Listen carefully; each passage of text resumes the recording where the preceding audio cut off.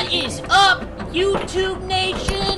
We are ready and prepped for some spooky times. Go, go, go, go, go, go! Bing bong, bing bong, bing bong! Holy shit. Look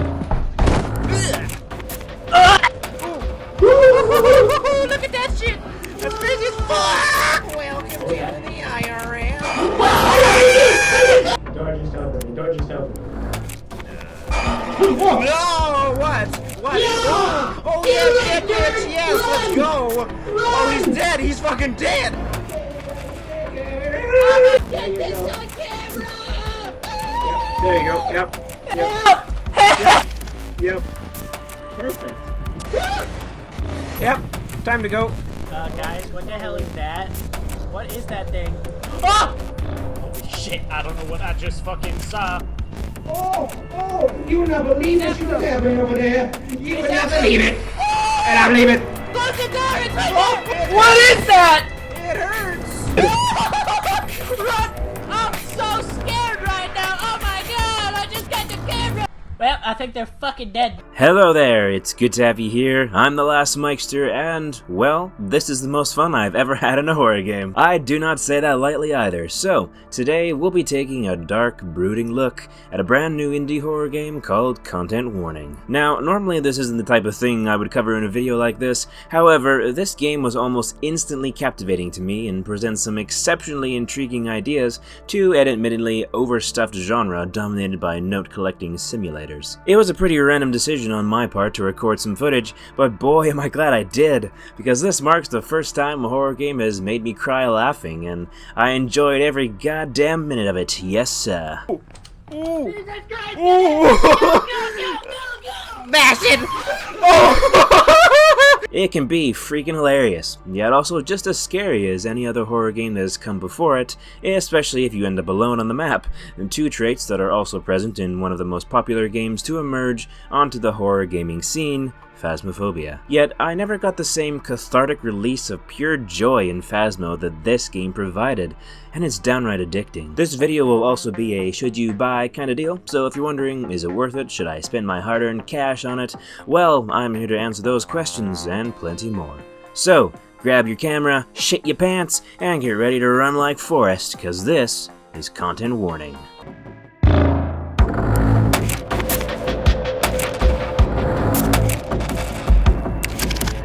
Now, for those unfamiliar with this game, the concept is pretty dang simple.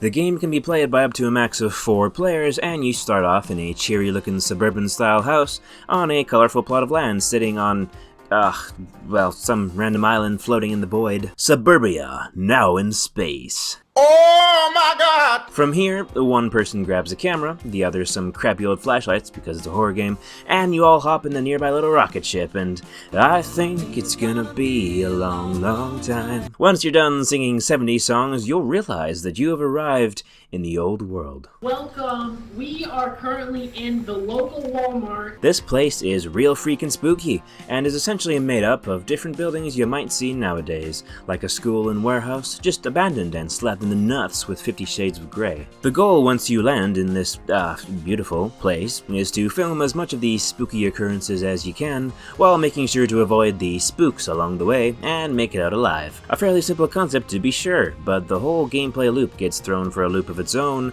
due to several elements shaking up the whole experience substantially. For starters, you only have 90 seconds of filming time on your camera, which, yeah, okay, may not make a ton of sense seeing as this is quite clearly a digital camera, but whatever, who cares. At first I was kind of disappointed at this limit, you know, I kind of thought just why not let us record as much as we want, but I was soon eating my words, and being eaten, because it's a horror game. It's so squishy! The reason being that this limit is easily the best thing they could have done here. It provides a fascinating sense of strategy that you don't often see in first-person horror games, where you can't just keep recording or you'll most likely run out of film before you can capture anything good, cause you gotta get them views, know what I mean? It's that balance between hesitation and gut instinct, where you don't want to record too much and run out of film too early, but when something interesting and potentially hilarious is about to happen, well, yeah, of course you're gonna want to capture that. Oh, he's coming up! Oh, dude, there's something up here! Oh my god! Oh my god! What is it? What is it? Oh, he fucking threw a grenade! It's a grenade! Oh! It leads to the cameraman having to anticipate every moment, always walking the line of should I record or should I not. Or you can just point the camera at yourself and act like a doofus. Your call. It gives the rest of the gang something to do as well, as naturally, when you know you might be on camera, it's time to let that inner star shine. Or inner demon. Again, your call. Doing your best to capture the most iconic moments or trying to be involved in them when you're on the other side of the camera can be challenging, but also hugely rewarding. You also have limited oxygen, which means making the most of your time is even more vital. It was a superb idea for the devs to make your filming time limited, and I really wouldn't want it any other way. Of course, what would a spooky video be without something to send that fear creeping up your spine like a pervert sliding into the DMs of the prom queen? Oh, what the heck? That's the night guy. Ew! You just like flashlight his ass. Oh! These are the encounters. You see, the old world is a dark place full of monsters and weirdos, so it's basically Twitter. Got him! The game presents randomly spawning enemies that, much like Lethal Company, get progressively more common and pissed off as time goes on. The thing about these is it always seems like things happen at the right time for the funniest crap to occur, and the game never felt boring to me, even with such a drab color palette. Or the complete lack of a color palette, I guess, at least outside of space suburbia. In fact, the only real color at all here is the glowing head of each player, providing a handy way to see which one of your buddies is getting molested by whatever happens to be around at the time. You can type in whatever you want for your face as long as it fits in the circle, and choose the color that best matches the way in which you will die. This leads to some rather amusing moments, especially if you have a weird brain like me. Wakey wakey! It's the IRS as well. It also makes for some great moments where all you see in the darkness is a bobbing head screaming for dear life. Breaking news!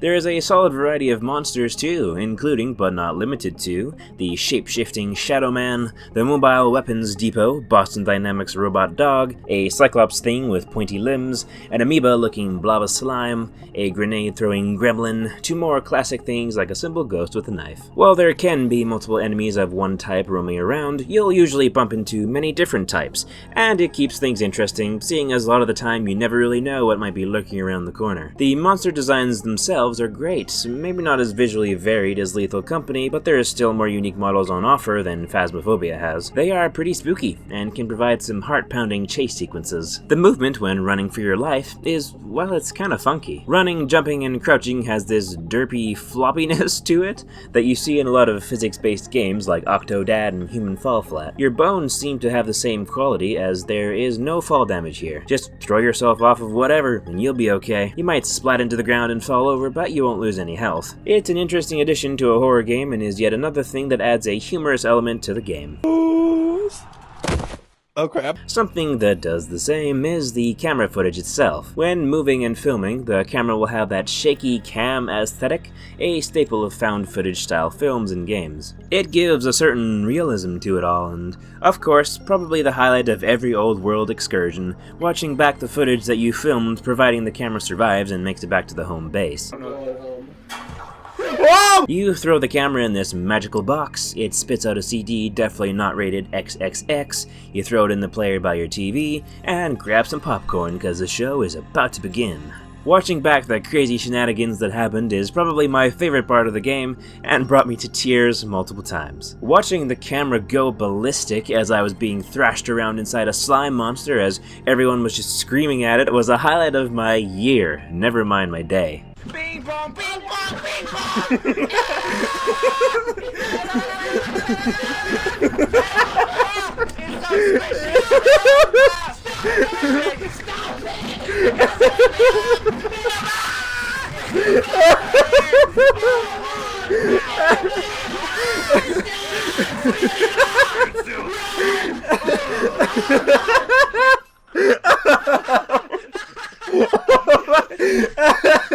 It's moments like these that really made me realize how much I like this game. Recording your in-game footage is one thing, but getting to watch it back through the crappy shaky camera footage just made me ridiculously happy for some reason, and you can even save these videos to your desktop directly. Epic! Of course, there is a purpose to this, as when you upload the footage to SpookTube, nice, it'll start getting views and comments.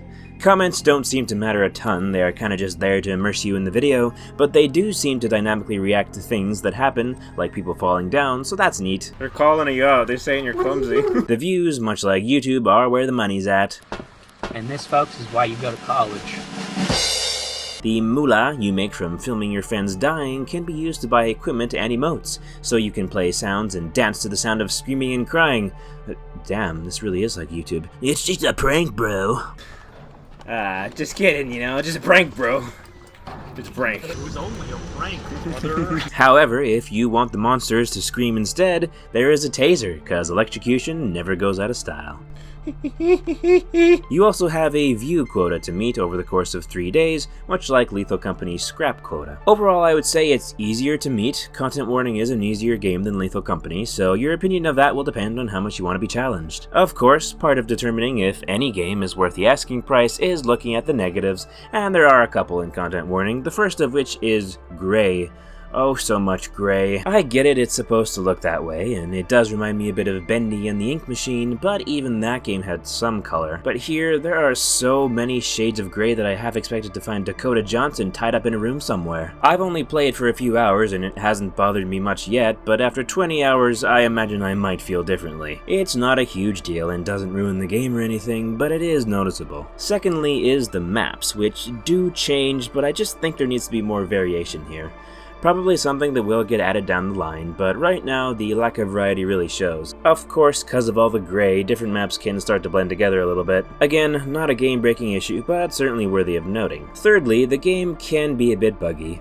Sometimes you'll get stuck in interesting places, such as this. What the fuck is happening?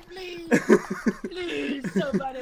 On rare occasions, the game audio will just cut out completely until you die. Audio glitch. What the shit? Other times you'll disappear into the void when being resuscitated. It wasn't something that ruined my time, but falling into eternal nothingness after your group got lucky enough to find a defibrillator and actually got the opportunity to use it on you was frustrating.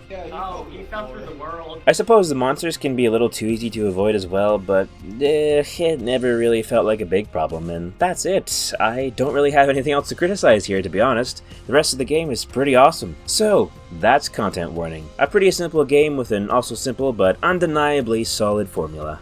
Is it worth your money though? Balls yes! It's $10.99 Canadian on Steam, or your regional equivalent, and it's easily worth that. I have had so much fun playing this. It's a horror game that I look forward to playing every time I hop on, and not a sentence I could say too often. It's hilarious, scary, and with 3 other friends, an absolute blast. Welcome to my grandma's house. I haven't been here in a while. I have! We have to find... You son of a bitch! I would highly recommend it if you have not played it, but if you have, well, good luck in the old world, my friend, and make sure you capture those deaths. It's all about the views and nothing else truly matters. There's something outside. Alright, I'm gonna open the door, okay? You guys ready? This is for the views.